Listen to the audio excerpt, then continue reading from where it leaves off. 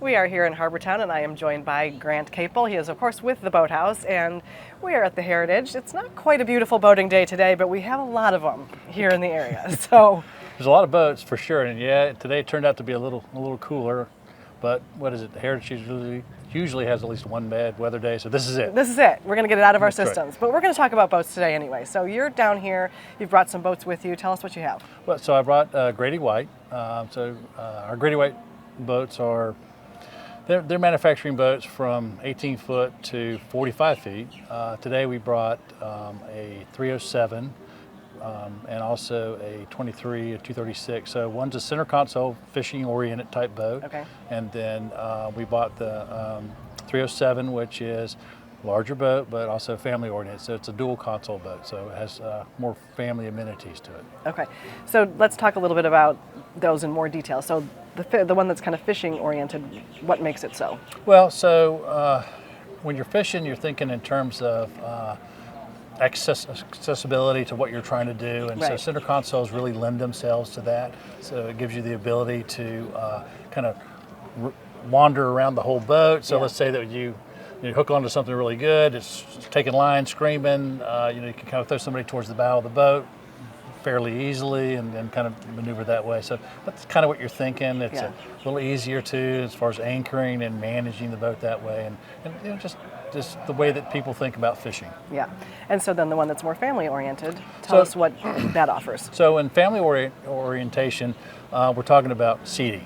Yes. Seating and cups, right? Right. You got a cup holder, so we got to have a place for everybody to seat. So the cool thing about a dual console boat is that you've got complete coverage over both seating groups. So you've got the helm area, and then you've got the lounge area, for lack of a better term.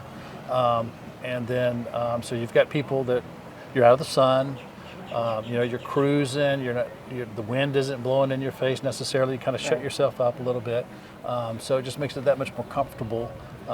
Obviously, there's more seating opportunities. In that boat, you've got the helm area seating, and then you've got the seating in the cockpit area. So you've got a place to go get out in the sun if you want to.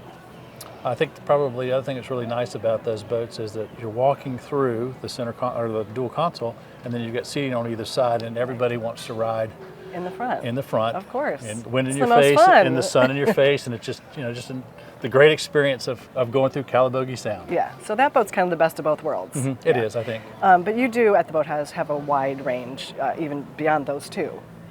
We do, yeah. And so, there's obviously different sizes for all of those two types of models.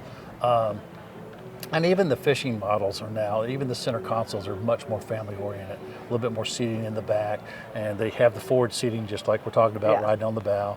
And then, from the Boathouse, really, we can start you at your 10-year-old self and your 10-foot John boat that's playing around in the creeks here in Sea Pines, Right.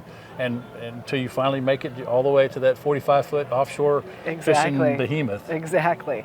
And so let's talk a little bit. We've only got about a minute and a half left. Let's talk a little bit about the fact that you are here at the Heritage. Why do you come here every year? The Heritage Foundation does an awesome job, I think, of helping our community. And so this has got this tournament, and just the vibe that it has for the island is just, I just think it's something that we need to have to participate in. If we're part of this community, this is a way to give back to it. And I think that I just enjoy being here for that, and just watching the people and being part of all that. Yeah. And over $50 million donated to charity since 1987. So that's nothing to sneeze at. That's right. Yeah. And so what are you hoping to see while you're here this week? Are you going to get a chance to glimpse any of the golf? Anybody want to see? Might get a shot at some watching a little bit of golf, but probably hang out at Liberty Oak Tree. I'm sure they're doing what's the gentleman that... Greg Russell. Yep. Yeah, he'll probably be here at one of these points. So get a concert while you're here hanging That's out right. with your boats. Yeah.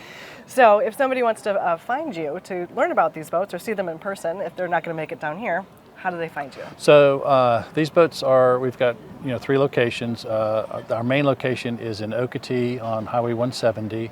Of course, we have the dry stack storage and boat storage, as well as service there at 405 Squire Pope, which is the Boathouse, right? And then we are doing service at Palmetto Bay. All right. Well, thank you, Grant, for being with us and sharing your boats with us. We appreciate it.